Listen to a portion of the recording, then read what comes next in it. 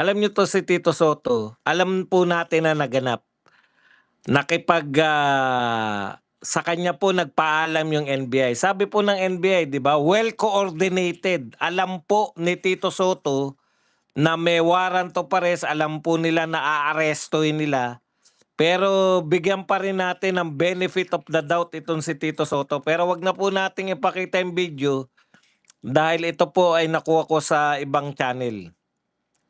Pakinggan lang natin. Ganon. Let the records, speak for itself. Ito muna sa akin, Mr. President.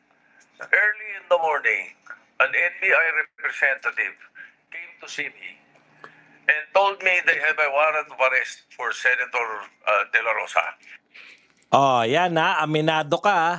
Early in the morning, may nagpunta sa yung NBI, meron silang warrant of arrest kay Senator De La Rosa. Tignan nyo po kung paano niya palulusutin to. Ha? Yan po ang alam niya, alam natin na alam niya. Dahil in-approach po siya, imposible po na walang nakakaalam sa Senado. Tignan nyo po kung paano siya lumusot. Ito po ang palusot niya eh. So alam natin, nagpunta sa kanya, may warrant of arrest yung NBI. Established na yan. Hindi niya na pwedeng itanggi. I said, simply, I said, coordinate with OSA. Oh, I said simply, coordinate with OSA. Ang OSA po, Office of the Sergeant at Arms. Yan po ang nangangalaga sa seguridad ng Senado. Kumbaga, security ng Senado. Dating general, karaniwan, retired general po ang namamahala niyan. Tuloy natin, makipag-coordinate sa OSA. Ibig sabihin, yung coordination na yan, imposible yung OSA na sasarili kung walang basbas mo, Tito Soto. Alam na ng OSA yan, galing sa'yo yung NBI. Ano to, hugas kamay din eh. Pakinggan pa natin ulit. As simple as that. Why? I'm not. I didn't realize that he was coming. I didn't know that he was going to be there in the afternoon. I just thought it was a simple information given the Senate President. Tignan niyo po. Hindi niya raw alam na darating si Bato. Yan, hindi ako naniniwala. 24 lang kayo. Hindi ako naniniwala na hindi mo alam na darating si Bato. Kasi ilang araw nyo nang pinag-uusapan yung kudeta. Ilang araw na kayo nagkukwenta. Ilang araw mo nang alam na may kudeta. Oh, hindi niya raw alam na darating. Pero, sabi sa'yo ng NBI, mayroon po kaming warrant of arrest galing sa ICC. Sige, makipag-coordinate kayo sa OSA. Hindi niya po sinabi, Hindi niya sinabi na, ano ang hindi niya sinabi? Hindi niya sinabi, ay teka muna, hindi ko ipapagalaw yung senador ko. Meron kaming Senate Resolution 44. Yung pinapaliwanag ni Alan Cayetano. Di ba napasa na nila yan? Napasa na nila yung Senate Resolution number 44. Dapat nung in-approach ka, Tito Sen, nung in-approach ka ng mga taga-NBI, dapat sinabi mo, ay teka muna, meron na kaming resolution, Senate Resolution number 44, hindi na po pwede, no? Hindi na po pwede na basta-basta kami tatanggap ng ipinagbabawal. Hindi na kami basta-basta tatanggap ng international warrant of arrest. Kinakailangan dumaan kayo sa local court. Yung katulad na sinasabi ngayon ni Senate President Peter Alan Cayetano. Dalawa lang po yan. Kung tama yung sinasabi niya na hindi niya alam, ibig sabihin hindi mo rin alam na nagpasa kayo ng resolution? Kasi pina-coordinate mo, hindi mo sila kinausap eh. Pasensya na kayo, meron kaming Senate resolution. Hindi sapat na merong warrant of arrest. Kinakailangan daan nyo yan sa idaan nyo ito sa anong tawag dyan? Sa local court. Yan po ang hindi niya ginawa. Nakipag-coordinate, siyempre sasabihin ng NBI sa USAA, galing na po kami kay Senate President. Tayo na raw mag-coordinate dalawa. O buong akala, honest lang to ha. Kawawa naman yung USAA. Sila ngayon na nadiin, napilitan tuloy mag-resign. Oh, yun ang sasabihin ng NBI kahit ako eh. Ginawa ko na yan. Yung pumasok po kami sa veterans, naalala nyo, naroon sila BP Sara dahil binabantayan niya si Sulaika. Di nagpaalam ako dun sa gwardiya, vlogger po kami, magko-cover kami ng press conference ni BP Sara. Ganun ba? Paalam po kayo dun sa gwardiya ron. Tapos pagdating ko ron sa gwardiya, kinausap ko na po yung gwardiya ron eh. Sabi raw magpaalam na kami sa inyo pero nakausap ko na sila. Ganon yung gagawin ng NBI. Tapos, sir, okay na po. Sinabi ko pa eh, sir, okay na po kami. Sabi naman ng nasa gate, okay. Ibig niya sabihin, di ba? Lusutan yan eh. Ganyan po yan, pero alam na ni Tito Soto yan. Imposibleng hindi mo alam. Ang ikakatwiran mo lang, ano yun? Yung warrant of arrest ni Bato, depende kung mag-a-appear siya o hindi. Walang bisa yung warrant of arrest pagka hindi siya nag-appear. Ibig sabihin, Tito Soto, yung hindi mo kinontra, yung warrant of arrest ni Senator Bato, binigyan mo na ng basbas. Yun yung kahulugan nun eh. Nagbigay ka na ng basbas dito sa mga aaresto sa kanya kasi hindi mo sila kinontra eh. Hindi mo sila hinanapan ng yan ba merong warrant of arrest sa local court. Kung wala pa, punta muna kayo sa local court kasi hindi namin papayagan na dakipin nyo si Bato. Ang sinabi ninyo makipag-coordinate eh. 'Di ba? Sa USAA. Tignan po ninyo. Maraming palusot eh. Akala niya kasi katulad niya lang mag-isip yung mga tao. Hindi niya alam mas advanced tayo mag-isip kaysa sa kanya. That a member of the Senate was being issued a warrant of arrest. It was simple as that. Yeah.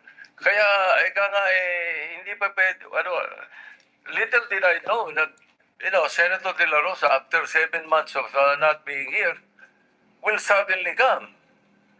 Kaya, ganun kasimple lang yung sinabi ko. Coordinate with the USAA.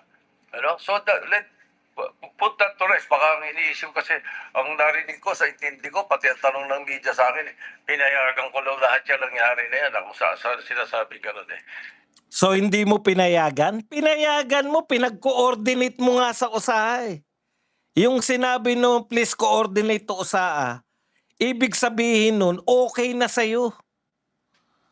Yun ang kahulugan nun.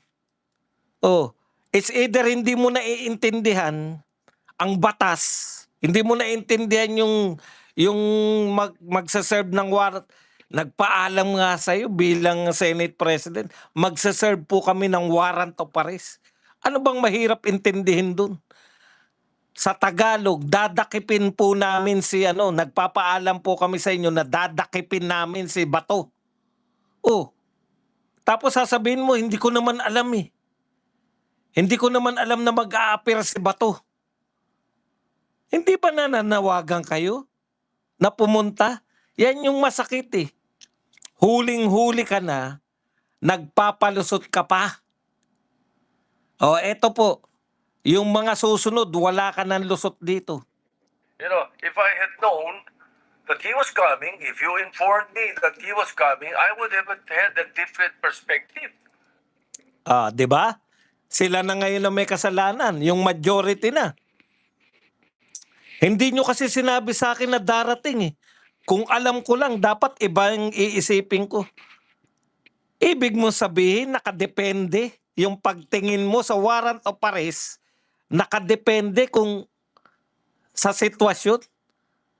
Ang ibig sabihin po, nagpapaalam po kami na may aarestuin kami, may warrant of arrest po kami.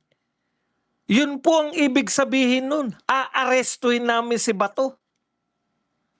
Yung pang-intindi mo ba sa warrant of arrest? Depende. Wala pong depende dun. Pag may nagpaalam sa'yo, aarestuin po namin si Senator Bato dahil meron po kaming warrant of arrest. Kahit nga hindi sabihin na aarestuin eh. Kahit nga sabihin, meron po kaming warrant of arrest kay Senator Bato. Ayun na po kahulugan nun. O sige, makipag-coordinate kayo. Coordinate kayo. O eto pa isa. Paano yung sinasabi ni Senator Amy? Na pinagmerienda nyo pa, tumambay pa sa inyo yung NBI. Ah. Di ba? Oh, maganda tong mic ko na to. Actually, chopstick to eh. Chopstick. Tinasahan ko. Kasi mangangawit ako eh. Pag nakaganon, tsaka ang pangit eh. Nakakangawit. Eto, okay. Okay. Ngayon, eto po.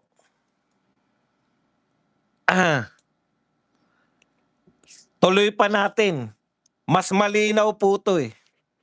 Ito po ang inuulit-ulit sa media ngayon ng mga kakampi ni Trillanes.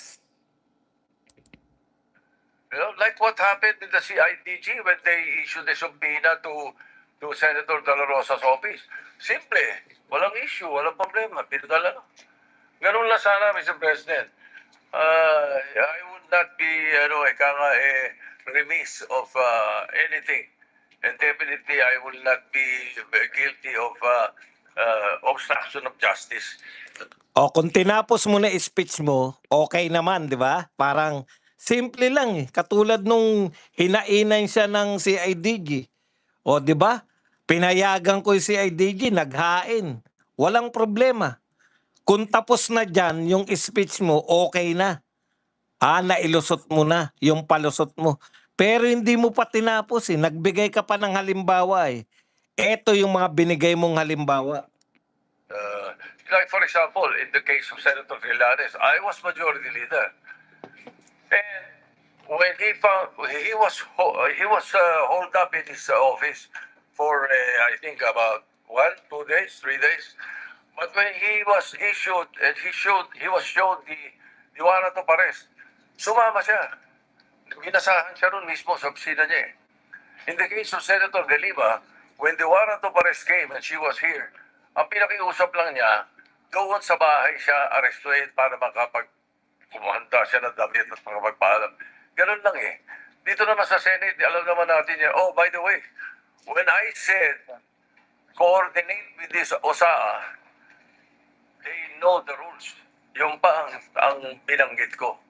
Exact wording ko yun, Mr. President. For the record, so that we can put this to rest already. Tignan mo ha. For the record, ano yung sinabi mo?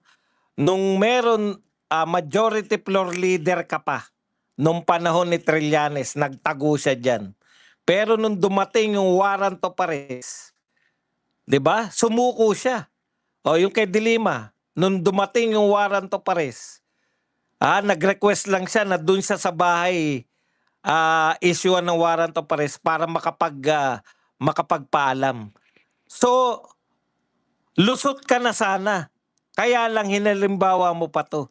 Bakit hindi na siya lulusot? Yung sinasabi niyang hindi niya alam ang magaganap, alam niya. Kasi ginawa niyang halimbawa eh. Binabalik niya na ngayon kay Bato.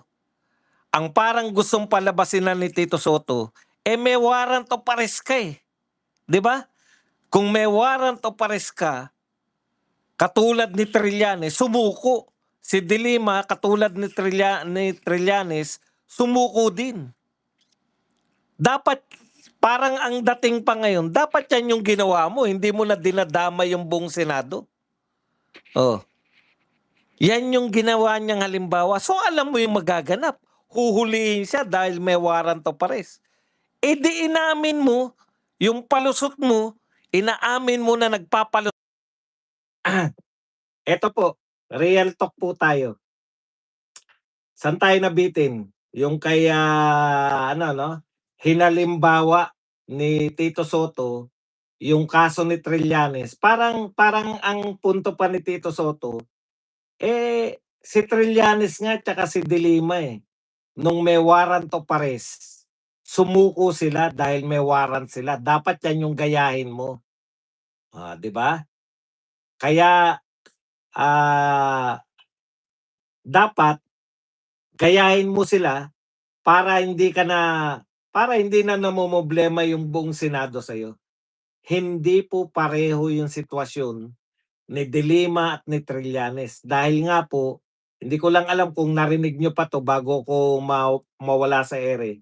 Dahil nga po, si De Lima at saka si Trillanes meron pong warrant of arrest, pero ang warrant of arrest po nila ay mula sa local court. May local court po sila. At saka, dahil alam na nga po nila, nakita na po nila yan through experience, ngayon lang naman tayo nagka-experience ng ganito, na merong senador. First time po 'to lahat. Tong ICC na 'to, first time lahat. Kaya nga dapat maglabas tong Supreme Court Hindi po obra na may warrant of arrest ipapatupad dito. Mamaya maliliwanagan po natin yan sa away ni John Vic at saka ni Trillanes. Okay. So malinaw na malinaw dito, Tito Soto, na alam mo na papunta sa pag-aresto yung warrant of arrest na yan. Hindi mo pwedeng ikatwiran na hindi ko naman alam na darating si Bato So ibig sabihin kung nakipag-coordinate na yan sa OSAA na may basbas mo, anytime pwede po nilang ipahuli si Senator Bato basta lumitaw. Hindi po katwiran na hindi lumilitaw kaya okay lang sa'yo na i-entertain yung warrant of arrest kasi alam mo na nga May previous experience na nga kayo. Kaya yung palusot mo na yan, palso. No? Palsong-palso yan. Kaya Tito Soto, hindi ka makakalusot sa taong bayan. Alam nila yung ginawa mo kay Bato. Kahit po si Bato, sabi niya, pananaraydor. Katraydoran yung ginawa mo sa kanya.